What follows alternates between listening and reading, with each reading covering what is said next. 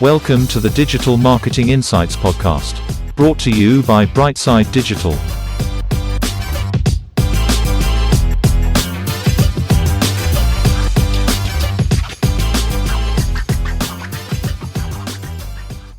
Hi everyone, welcome to the show. I'm delighted to say we have Amy today, who's a senior SEO account manager. Amy, how you doing? I'm good, thanks. How are you? Thanks for having me on the show. Very welcome, and yeah, thanks so much for doing the show. Amy, can we start off by you telling our audience a little bit about yourself and your career to date, please? Yeah, sure. So I've been in SEO digital marketing for the best part of about 16 years now. It started many moons ago. When I was a young teen, I had a little blog going and a jewelry company at the time, and generally loved seeing the impact changes I was doing, having a website which would increase sales. So obviously I had my little business. I wanted it to do really well. It was on such a small scale, sort of 10-page website, nothing really fancy about it. But I like seeing results. I didn't have any money to spend, so paid media wasn't an option for me back then. So SEO was. At the time, I was working in advertising. This is my side project. But around that time is when we had the recession. So I was months unemployed, trying to get work. I think it was about 9 months looking for work. Nothing was coming up. So all my focus was going into my little jewelry business and my blog. So seeing the reward that was coming was spending a few hours a day on making tweaks on my website, writing content, and changing URL structure and stuff like that. Really got me interested and excited of seeing all the data that's coming back from that. So eventually, after the recession, a role did become available within a jewelry company. And that was for within the marketing team. And then from there, I really pushed with my SEO and really grew my love for it there, I think. And then over the years, I worked for some large brands that continued some of those relationships. Those thrived, and then decided about 9 years ago to go freelance. So it's 9 years freelance, which was incredible. I managed to build up some really good relationships, worked across a variety of brands and industries, and had so many learning curves, both personally and professionally, on how to deal with, I guess, SEO and industry changes, because we all know how Google loves to throw an update out there. But then if we fast forward to, I'm sure everyone's talking about how COVID changed everything we know. So having everything change, well, sort of overnight, from face-to-face meetings to then going remote, setting up things with Zoom, team calls, Google Meets, just changed the working structure. And then within COVID and coming out of COVID, I had my son. And the two things combined really, whilst it opened up so many opportunities, and becoming a mother was the most amazing thing, it really highlighted just how isolated I was feeling. So when I decided to go back to work, I thought I would join an agency. And honestly, luck was truly on my side when I found the agency I'm at now. They are fantastic. They are an incredible agency. They do really amazing work for their clients, and they support charities and really kindly donate 7% of their profits. So it's really nice to be representing a company that does that. And we're so well looked after in our work culture. Even that's with us being fully remote. So now I'm here as their senior SEO account manager. That's sort of where I've been over the last few years. And what would you see as your main skill set or main area you're working in at the moment, Amy? So as SEO as a whole, sort of my main skill set is identifying performance or ranking loss and putting plans into place to help recover from this, and trying to give projections of timeframes, because essentially when a website drops in rankings, it can be manual action. It can just be a simple change that someone's done on their website. It's how long is a piece of string in terms of recovery. So it's trying to use past experiences and looking at the bigger picture of what's happening to try and give clients more reassurance than anything. And that everything we're doing now will sort of point them in the right direction. So definitely identifying performance loss is one of my strengths.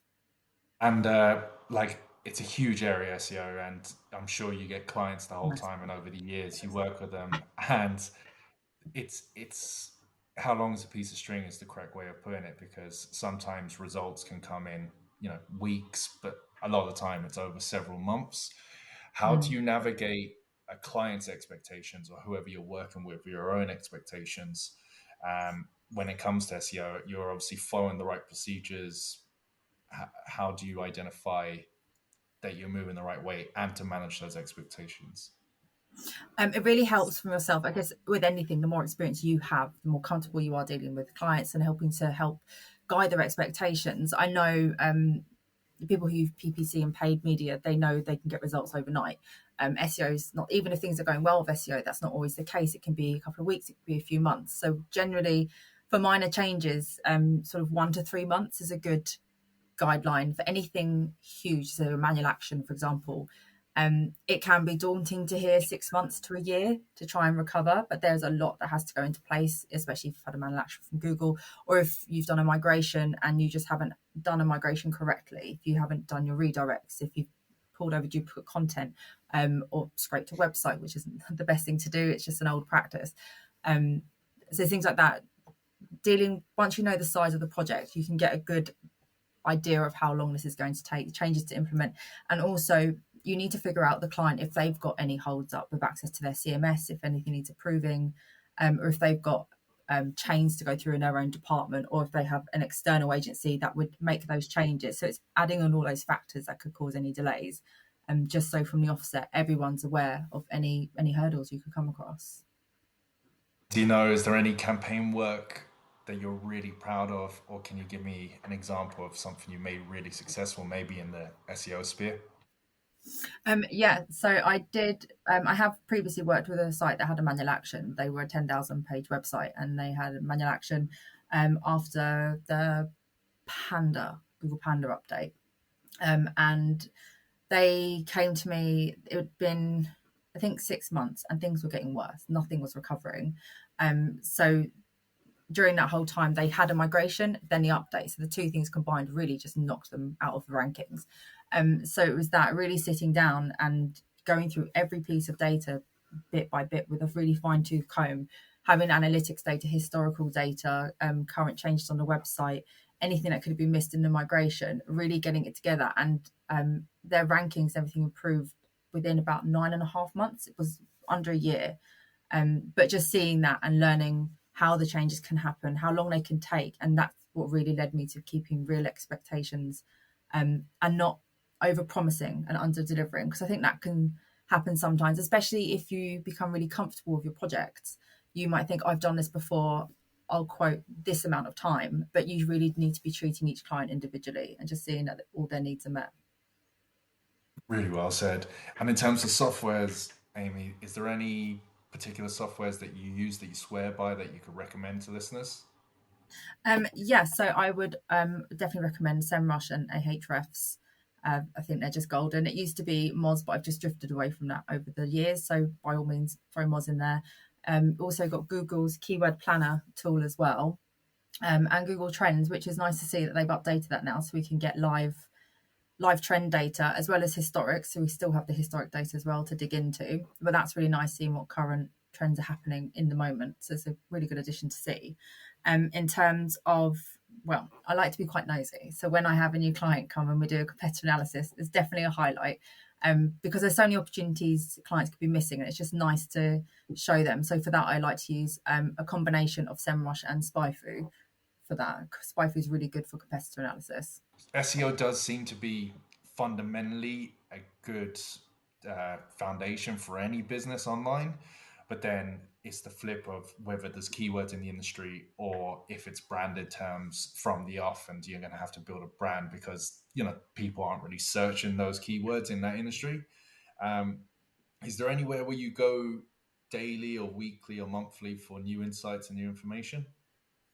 Yeah, so for new information, search engine journals always up there. LinkedIn as well. I really love going on to Analytics Mania. Julius there, he's fantastic, and also his YouTube videos are incredible. And then one of the main things is just talking internally with my team. They're fantastic, so we just bounce off each other. We put any issues we're having, either personally with internally with work, or having discussions of changes that are happening within the industry. And yeah, we just have open discussions and just pass off our levels of expertise. And is there anywhere you're looking to upskill in this space a little bit more at the moment? I think upskilling at the moment would pull more into analytics. So definitely with Google releasing GA4, we've had a good amount of time now to go through and look at how the new framework's been set up. But we now have clients potentially panicking that UA is going to be turned off in July. So it's just reassuring clients and getting our heads around everything that's changed, because a lot did change. And as fantastic as it is, the amount of data we can now have and what we can do with that data, being used to one platform for so long in terms of UA and then it's switching, I think for everyone was a bit of a shake up. So it's been nice to have a few months before it goes live just to get to grips to it, but definitely upskilling and learning more about GA4 and how to really drill down the data and make it useful for ourselves and clients. Like GA4 is such a hot area, and it's going to be for the next 3 months, especially, and For probably sure. just after the periods. But is there anything that you see advantage wise that makes business owners that might be listening to this going, oh, I need to check this out, who might have GA4 hooked up, but they're not looking at it? Is there any areas that have really impressed you? Yeah, so the free flow reports in the explore section in GA4, I really like spending my time in there because configuring the landing pages that they've given us and pulling cards in, whilst that's great, sometimes it gets a bit confusing to those who aren't familiar with it. So a good place to send people is the explore section where they can build their own reports. And then I would always recommend downloading the PDF version because it has in the top right the link. You can click straight back into that report anytime. So that's really handy to have, and they can share that amongst their team or you can share it with your client. It just makes a bit of a more smoother transition moving into GA4 from UA, especially if that's what they're used to. I've had a few clients over time go, how do I make this look like UA? I'm like, oh, I hate to break it to you. Yeah. We can make it look as similar, but it will never look the same. So it's nice to slowly ease clients into it so that's not overwhelming when it fully launches. I suppose one of the big things with GA4 as well is the GDPR area, and the fact that this is more of an enhancement to be compatible with the data that is being given.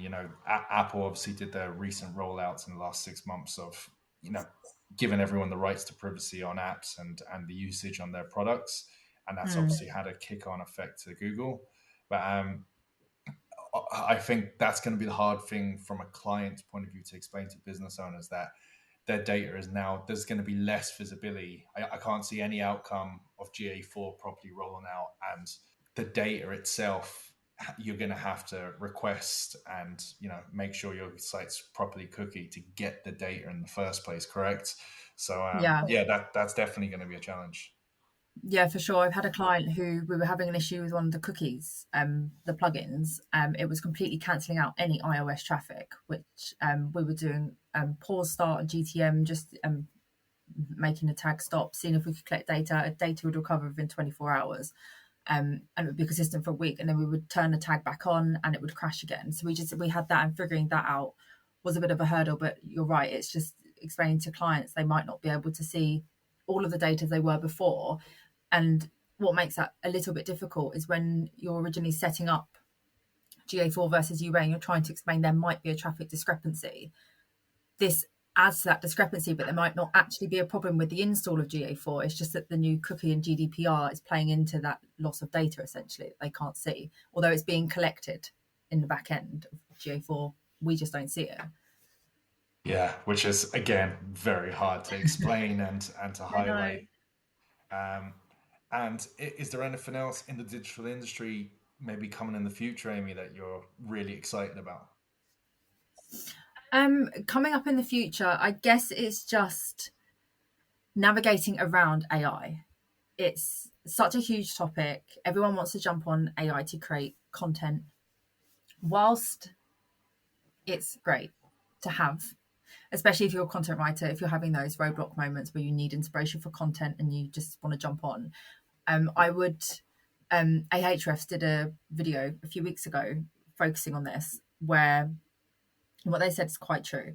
Use it for inspiration, but it will need the human touch. It doesn't always make sense. The structure doesn't make sense. Whilst the data you gain, probably information you may not have thought of, when you read these articles, you can pretty much pick up that they are AI written. So it is nice to go through and just sometimes you just want to change a paragraph structure, placement, improve just the flow as well. And especially if you've given it the instruction to include keywords, it can get a bit spammy and it makes it sound unnatural, especially in the keyword placement where it puts it in sentences. So definitely amazing, something that's coming up and something we'll probably lean on more going forward, but in its I guess teething stages, definitely use it, get used to the tools, but still rely on yourself to make sure that the data is correct. Really well said. Amy, I could speak to you all day, but unfortunately, lastly, we have one more question for you right now, which is if you could bottle up one personality trait that you have yourself that you could pass on to others, what would it be? Perseverance. Perseverance, great answer. Yeah, I think in life and work, especially SEO, perseverance to make things work and figure things out. It's just one big puzzle, a website, and all these little aspects are just those tiny pieces to make this one big puzzle make sense. And it's even things that just go down to you've got great SEO, but you've got poor web design.